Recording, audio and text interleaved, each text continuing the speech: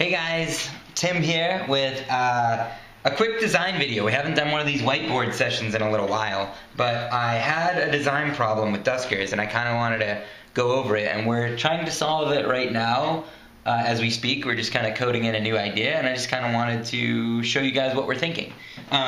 So in Duskers, you have a solar system. And in that solar system, you have a bunch of derelict spaceships, and you explore those derelict spaceships and try and figure out why everybody's dead. And as you're doing this, what we're using is rations. So if I'm here and I'm exploring this spaceship, I get enough food that I can travel, let's say, 2 days to this spaceship, to this derelict spaceship, and then I explore that. And I travel maybe 3 to this one, and I'm accumulating hopefully more than 2 or 3 rations so that I can travel to another solar system that has even more derelict spaceships. And let's say the distance here is like 10 to 15 days, so I need that many rations. So this is fine and all, and it's nice and simple because your only currency for travel is just rations, right? The problem comes in the fact that because these are so small, these distances are so small, the optimal strategy really becomes visit every single derelict in the system before you jump, because even if you have enough to jump, you're going to want extra, so you might as well hit up everything. And the problem with that is, while exploring the derelicts might be fun, it's not an interesting decision to make. There's like an optimal strategy, and it doesn't matter. You're just like, I'm going to visit every single ship in the system, unless it's like an incredibly difficult or risky ship, and then you might avoid it. But that's not really interesting from a standpoint of, you want players to make interesting decisions. So how do we fix this? Well, the obvious solution would be, don't somehow make this a choice. If there are 4 ships here, make it that they can only visit so many, and they have to choose which ones they would visit. And if they're going to choose which ones they visit, then those particular ships need to be different in some way, right? Just a quick example, the way that FTL did it is they had a simple time pressure where you're going from, well, I don't know, I guess for you guys this is left. So you're going from this side to this side, and there's a lot of dots on the way, but this edge is constantly moving this way. So if you're here, you might be like, okay, I want to visit here, then here, then here, then here, then here, because this is an exit or something like that. And so I want to hit as many ships as I can along the way, and maybe there's a distress signal here, and there's an interesting thing here, and so you kind of plot your course. And that's sort of just driven because you can't visit every point because you don't have enough time.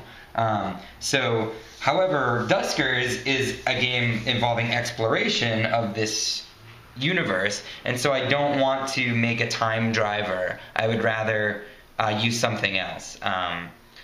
And also, it doesn't really work well with the theme of the game, just because everybody's dead, and I could have these sentry ships that come in and attack you or something like that, but it doesn't seem like it would work out well. So the way that I'm solving the problem at the moment is I'm going to introduce 2 types of fuel, and I'm going to get rid of rations. So the idea is that in a system, let's say you have a bunch of ships, and I only give you you only have enough fuel to visit half of them, let's say. So you've got to make interesting choices. And let's say there's one type of fuel that is propulsion, that allows you to travel within a solar system. And then there's another type of fuel that is a jump, that allows you to travel here. So this costs you 1 jump, and this costs you, like, let's say 2 propulsion, right? So suddenly, and the key to this is every time, so you drain your propulsion, and then every time you jump, your propulsion refills. And actually, I kind of, in my mind, I got this sort of, I don't know if you guys have read, Ender's Game has a new series called The Formic Wars, and there's a book in it called Earth Unaware, and in the Formic ship, as it's traveling, I think it absorbs certain I don't know, ions or whatever while it's traveling, and that allows it to propel itself more. Anyway, so let's just say that it works. So let's say that I give you like 6 propulsion, and then when that goes to 0, you can't travel anymore. Now you've got to jump. And then when you get here, you get 6 propulsion again. And so now you can visit a subset of these ships. And then of course what we do is we make these ships have different types of things. Like some of them might have drones that you can loot. Some of them might have fuel. And so these jumps you're going to run out of, but there might be certain ships.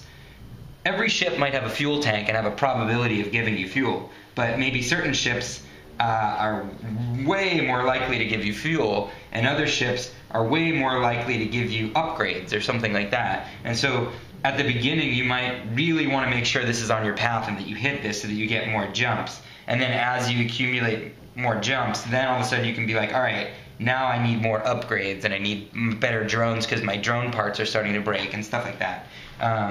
So yeah, so that's at least the current idea. I'm also going to make it so that you can get extra propulsion. So this 6, let's say, is a limit, but then as you visit this, you might be able to siphon off like a little bit of extra propulsion, and that might allow you to visit 1 more. But this gets reset and this won't. So when you get over here, you'll still have that extra 2 if you want to save it for like another system. I don't know, I might be confusing people at this point. Which is also another problem with this system is that while it fixes that problem, it makes the way that you move through the galaxy a little bit more complicated. And that's always kind of not a good thing because you don't want to confuse people. So yeah. So anyway, so this is a quick way that we're trying to make it that your decisions of what derelicts to visit not only matter by type, but you can't visit them all, and so you've got to make it, suddenly you have interesting choices to make, and you've got to plot a path, which I think is kind of fun. And you can always revisit this solar system and visit the other stuff, but that might not be what you're trying to do. You might be trying to get to a whole nother galaxy or something like that. Anyway, so that's the idea. Let me know if you guys have any feedback or you like these whiteboard sessions. I'm not sure if this was incredibly confusing or not. I think it might have been. Alright, we'll see you later.